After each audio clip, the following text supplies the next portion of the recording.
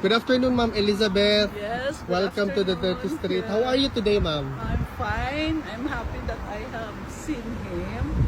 And he's okay, but he's so fit. Skin and bones. Ito lagi sa picture na ito. She's really that, you know. And I asked him when he want to eat the food. Sabi niya, ayaw daw ng food.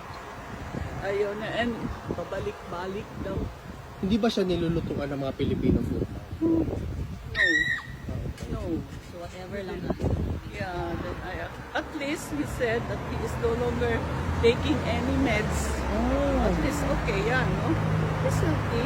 Parang tingin ko ha, he's healthy, but as an old man, You never know.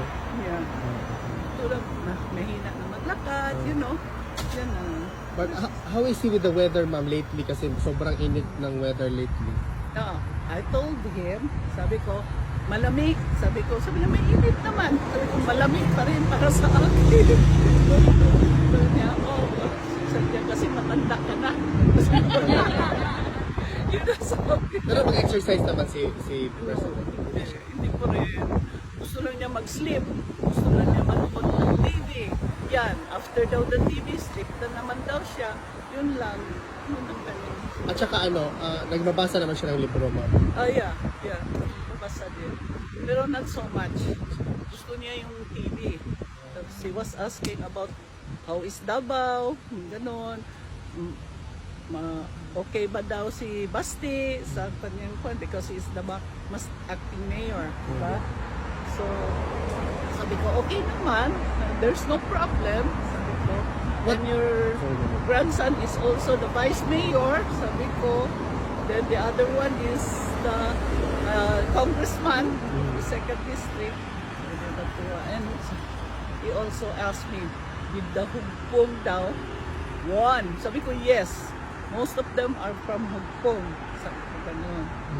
Yeah, that's it. Ma'am, meron bang message si PRRD para sa mga kababayan natin? Yes. He said, you go home. You go home. Thank you for your support. Ako rin, nagpapasalamat din sa inyo for your support. I am here also for my support. Sabi niya, mahal ang pasahe, umuwi ka na. Sabi ko, we will be here for as long as we are needed here. Sabi ko ganun sa kanila.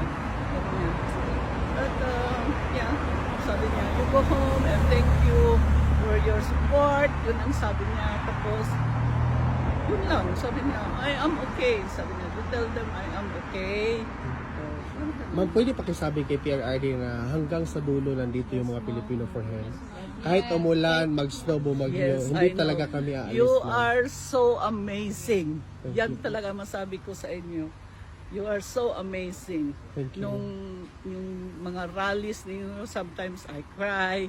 Yung bang, I could see your support, Yeah. the Filipino support all over talaga. Actually, ma'am, tomorrow, July 5 and July 19, meron pong another events na prepared as a call to action, Filipinos in Solidarity para kay PRRD po. Oh, thank you for that. Pero yun nga, sabi niya, wag na daw.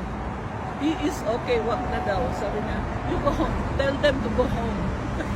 Thank you, ma'am. So, nagtanungan siya, meron po may maraming tao doon sa labas, sabi ko sa kanya. Just to encourage him that he is not alone. Meron ba question sa inyo iba? Yes, ma'am.